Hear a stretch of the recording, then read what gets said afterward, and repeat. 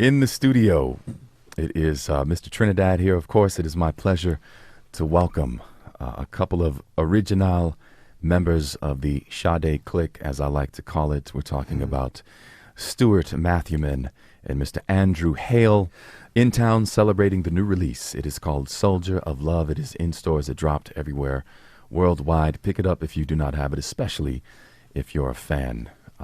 You got to go get it. A really gorgeous full length once again. What is it, maybe 10 tracks on the record this time around? Yeah. I love that. I love how it's not 20 songs. You know what I mean? It's just... I've talked to other songwriters or other people putting their albums together, and they're always like, they've got like 20 songs and they're talking to the record company of which ones are going to be on the album. And it's like, if there's 10 songs on our album, it's because we had 10 songs. It's like there's normally not a lot of stuff left over. You know.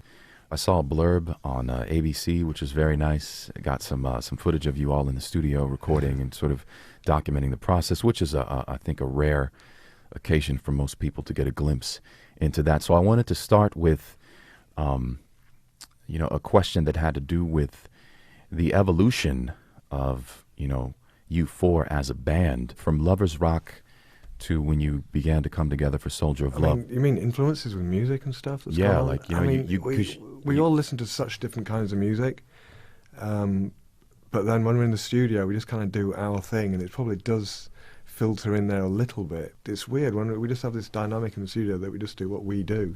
We all know what each other like and our tastes and stuff, and what we can do and what we can't do. But you just never know.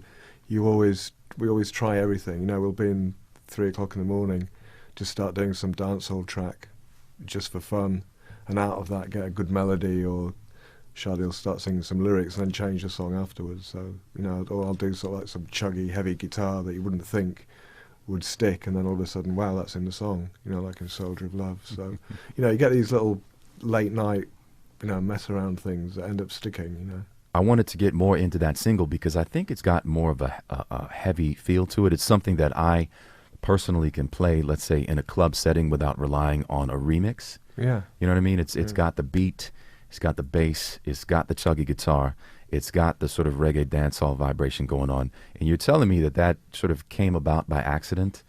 I mean, that track is a track that none of us, or no one could kind of do on their own. It was like a real band effort. Someone would do like a little chuggy guitar, or Andrew'd have a beat, and then Sade'd have the pizzicato string thing. And it was just the way it fell together. It's just, you couldn't have sat down and go, we're going to do a song like that. It just would never have happened. It was interesting. We didn't. It was almost out of our comfort zone, that song, in as much as I don't think at any point during the whole course of the album we ever quite knew where it was going. Yeah. And even now I don't think we quite understood how we got there either. But it was, I think that's why it sounds kind of quite interesting, because I think you hear the process in the song. I'll tell you another thing about the song.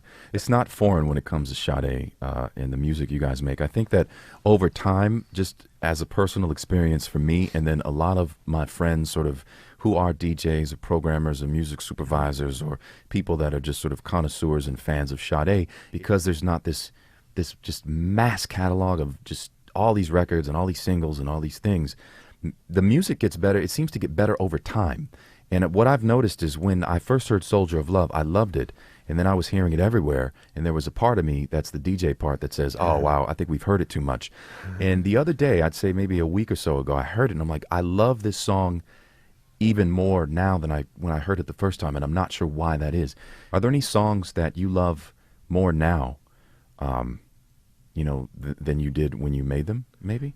Yeah, I mean, I don't listen to our stuff a lot, but there's stuff that maybe I didn't like as much at the time. I don't know, like Love Deluxe, there's tracks on there that are just completely timeless to me now. Like, I was listening to, I had the iPod on shuffle in the car, listening to different stuff, and then Bulletproof Soul came on. It just sounded so amazing to me compared with everything else, because it was just so sparse and spare, and it's just very cool sounding.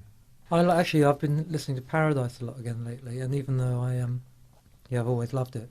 I think there's a whole new group of people, DJs particularly in Europe, it's sort of become a sort of Balearic.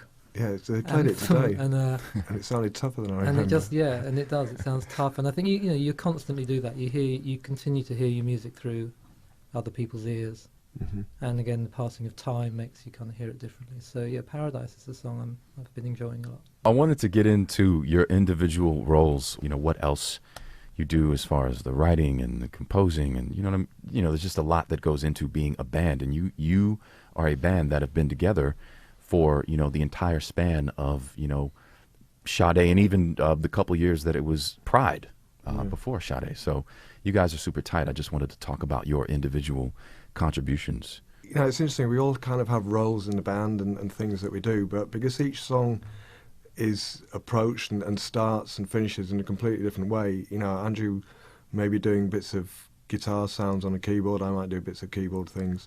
We all kind of program. Sade kind of programs through us. She'll kind of do keyboards and work Pro Tools a bit. And Paul's stylist. I don't know.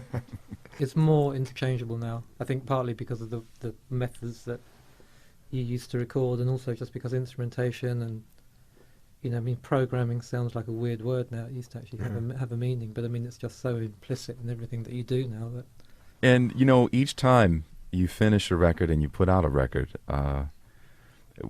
is there, let's say after Lovers Rock, was there, well, we're going to wait this long before we consider putting together a new album or recording a new album? How does that work? Because there, obviously, the consensus for the public is like, how come it takes so long? And I've heard Sade talking about, people just, when they see me on the street, like, when you're going to drop a new record, everybody's always wanting to know when the next thing is. Just when we get around to it. It's not thought out. We don't have like kind of band meetings and say, oh, next year we're going to start. It just kind of, we hadn't been together for so long. We just thought we'd get together in the studio and just hang out. So we got together for a week and we didn't really do that much music. We just kind of chatted and looked at YouTube clips and stuff. And then started a couple of songs, and then we gradually, then we thought, we'll come back to the studio. So we came back for a couple of weeks, then took a few months off, then came back, and then it just kind of built, more and more time. And it wasn't until I think like our manager came down, the record company came down and started saying about,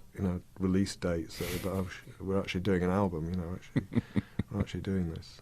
It's true, actually. I think it was someone from U2 said that, it was a nice feeling that, albums never actually get finished, they just get released, and that's kind of the tradition. I feel like,